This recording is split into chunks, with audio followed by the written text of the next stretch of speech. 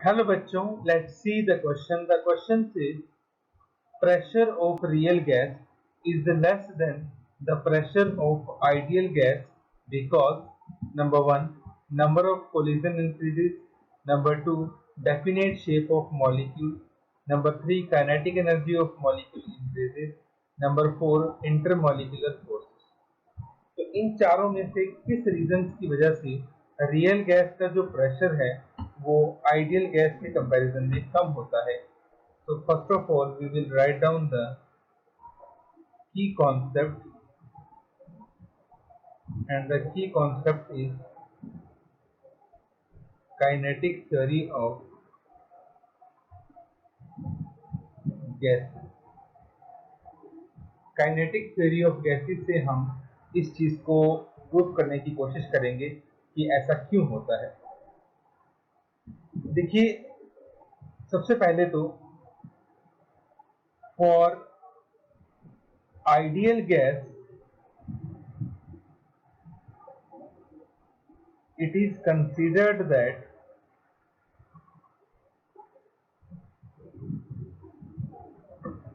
force of attraction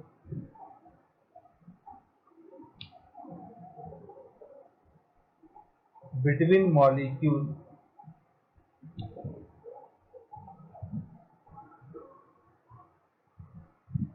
is negligible.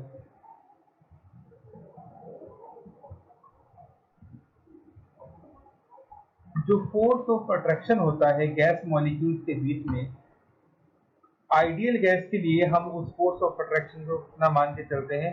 Negligible मान के चलते हैं. For real gas, force of attraction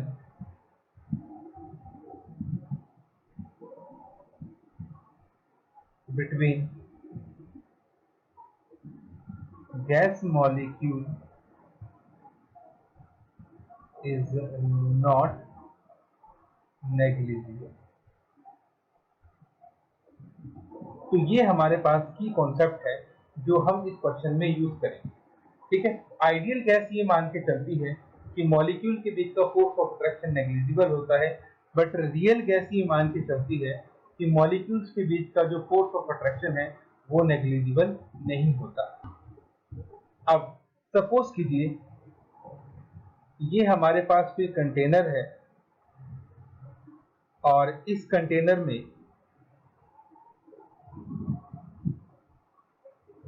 हमने किसी रियल गैस को रखा है.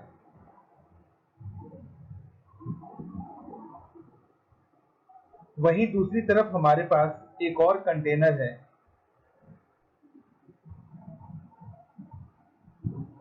जिसमें हमने एक आइडियल गैस को रखा है. ठीक है, नाउ सबसे पहले तो ये चीज आपके दिमाग में एकदम क्लियर होनी चाहिए. The molecule of gas collide with walls of container and apply pressure on them.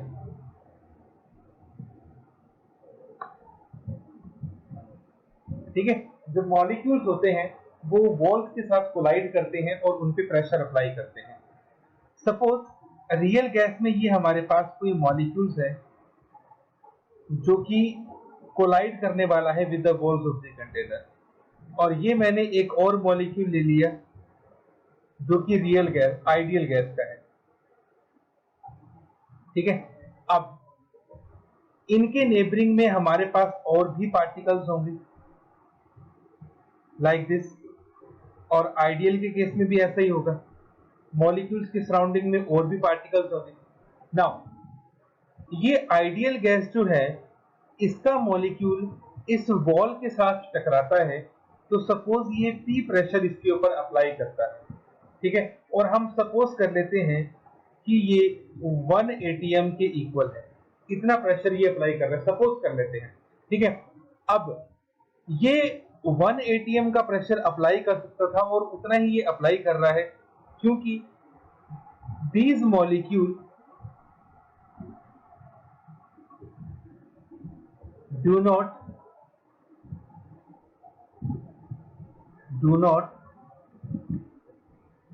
interfere।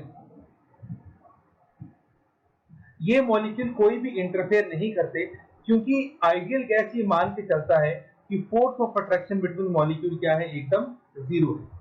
वहीं अगर मैं बात करूं यहाँ पे, अगर ये मॉलिक्यूल P डैश का प्रेशर यहाँ पे अप्लाई करता है, और इसका भी अप्रोक्सीमेटली इतना ही है कि ये 1 atm का प्रेशर लगा सकता है, लेकिन क्या यहाँ पे भी प्रेशर आपका 1 atm होगा P डैश? तो यहाँ पे P डैश जो है वो 1 atm के इक्वल नहीं होगा। क्यों नहीं होगा? क्योंकि जिस टाइम पे ये मॉलिक्यूल इस वॉल पे कोलाइड करने की कोशिश करता है, ये मॉलिक्यूल उसको बैक साइड में अट्रैक्ट करते हैं, क्योंकि रियल गैस ये मानता है कि मॉलिक्यूल के बीच का फोर्स ऑफ अट्रैक्शन जो है वो नेग्लिजिबल नहीं होता। ठीक है, अट्रैक्ट बैक। जैसे ही ये मॉलिक्यूल टकराने की कोशिश करता है, ये इसको अट्रैक्ट करके वापस पीछे पुल करने की कोशिश करते हैं। उस वजह से ये मॉलिक्यूल वॉल्स पे उतना प्रेशर अप्लाई नहीं कर पाएगा जितना कि ये कर सकता था।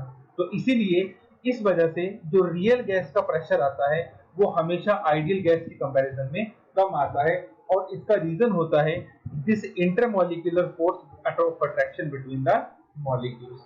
अब हम अपने चारों ऑप्शंस को देख लेते हैं। तो सबसे पहले ये ऑप्शन में बोल रहा है कि नंबर ऑफ कोलिजन इंक्रीज, तो ये गलत है। दूसरे में बोल रहा है definite shape of the molecule, ये भी गलत है। तीसरे में ये कह रहा है kinetic energy of molecule increase, वो भी गलत है। फोर्थ में ये कह रहा है इंटरमॉलिक्यूलर फोर्सेस, तो इंटरमॉलिक्यूलर फोर्सेस हमारे पास करेक्ट है कि इसी की वजह से रियल गैस का प्रेशर आइडियल गैस के कंपैरिजन में कम होता है। So our final answer is option number 4, intermolecular forces. Hope you understood it well. Best of luck.